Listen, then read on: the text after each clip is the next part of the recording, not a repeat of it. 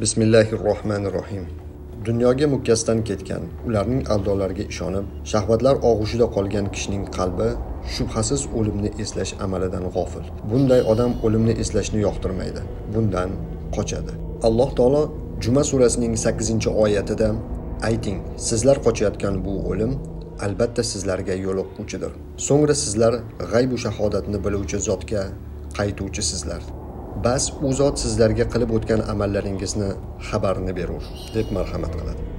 Demak, odamlar 3 qism bo'ladi. Dunyoga mukkasidan ketganlar, tavba yo'liga kirganlar, kamolga yetgan oriflar. Dunyoga mukkasidan ketgan kishi o'limni eslamaydi. Eslagan taqdirda ham dunyosi qolib ketayotganiga afsus qilib, bunga o'lim sababchi bo'lyapti degan bema'ni xayolga boradi. O'limni bu tarzda eslash yaqinlik hosil bo'lishiga emas, balki Allohdan uzoqlashishiga sabab bo'ladi. Tavba yo'liga kirgan kishi o'limni ko'p eslaydi. Eslagani sayin qalbi qo'rqinch istig'forga, vujudi xushu va huzuga limmolim to'ladi. To'g'ri, u ba'zan o'lim to'satdan kelib, tavba tomog'iga yetmay, oxirat ozig'ini g'amlamay qolishidan cho'chib, o'limni xohlamaydi. Lekin uning bu holati uzrli. Shuning uchun ham u Payg'ambarimiz sollallohu alayhi va sallamning quyidagi kishilarning jumlasiga kirmaydi. Bu hadisda kim Alloh bilan uchrashishni xohlamasa, Alloh ham u bilan uchrashishni xohlamaydi. Abu Hurayra rivoyati, muttafaqun alayh. Chunki tavba yo'liga kirgan odam Allohning didori va o'limidan qochmaydi, balki o'zining qusur va nuqsonlari sabab Allohning didoriga yetish kabi buyuk ne'matni boy berib qo'yishdan xavfsiraydi, qo'rqadi. Go'yo u suyuklisi rozi bo'ladigan uchrashuvga tayyorlanish bilan mashg'ul bo'lib, visolga kechikishdan cho'chiyotgan kishiga o'xshaydi. Uchrashuvga kechikishdan cho'chish esa uni xohlamaslik emas. Xullas, tavba yo'liga kirgan kishining alomati shuki, u hamisha o'zini o'limga hozirlaydi. Bu uning doimiy mashg'ulotiga aylanadi. Kimki shunday emas ekan, demak u dunyoga mukkasidan ketganlar jumlasidandir. Orif kishi o'limni uzluksiz eslaydi. Negaki u yaxshi biladi. O'lim suyukli zot huzuriga ilk qadam, didorlashuv, va'dalashilgan manzil.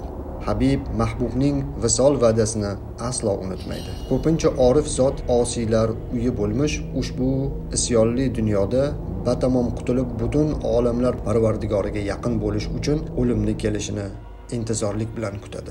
Alloh rozi bo'lsin. Huzayfadan rivoyat qiladi. O'lim onlari yaqinlashgach, u dedi: "Ey Alloh, agar men uchun qashshoqlik boylikdan, o'lim hayotdan afzal bo'lsa, o'limni menga oson qil. Huzuringga tezroq yetay." Demak, tavba yo'liga kirgan kishining o'limning xohlamasligi uzrli bo'lganidek, oriflarning o'limni sog'inishi ham uzrli sanaladi. Bu holatga kirgan kishida na o'lim va na hayotning tashvishi ixtiyori bor. Balki Mavlosiga nima suyukliroq bo'lsa, o'sha narsa uning uchun avlodir, yaxshidir. Bu hol taraqqiysi chuqur muhabbat va yaqinlik bilan eng so'nggi chegara taslim va rizo maqomiga yetadi. Har qanday holatda o'limni eslash savob va fazilga daxldor. Hatto dunyoga mukkasidan ketgan kishi ham o'limni eslaganda dunyodan tiyiladi. Bora-bora dunyo ne'matlari uning me'dasiga uradi.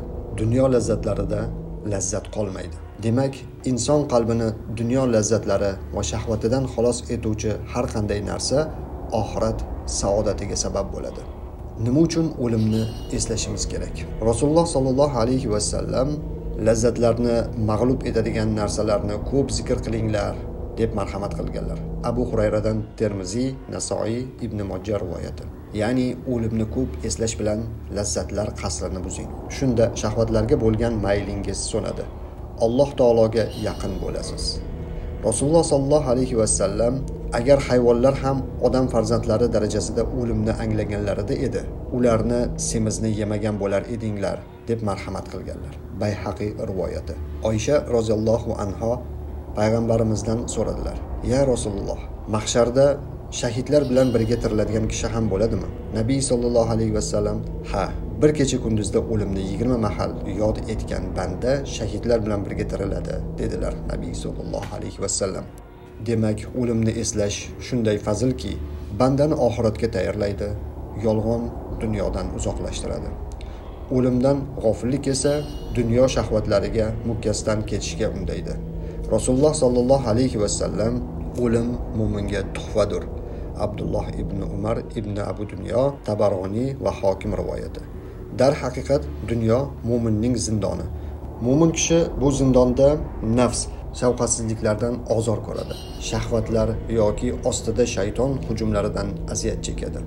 O'lim esa uni o'sha azoblardan ozod etadi. Bu ozodlik esa mo'min uchun tuhfadir. Rasululloh sallallohu alayhi vasallam o'lim har bir musulmonga kafforatdir. Anas roziyallohu anhudan Bayhaqiy rivoyati. Ya'ni haqiqiy musulmon shunday sodiq mo'minki, musulmonlar uning tili va qo'lidan ozor ko'rmaydi. Garchi kichik gunohlardan hali poklanmagan bo'lsa-da, mana shu nuqtada mo'minlar axloqi yuzaga chiqadi. O'lim uni poklaydi. Modomiki farzlari ado qilib, katta gunohlardan saqlangan ekan, o'lim uning kichik gunohlariga kafforat bo'ladi.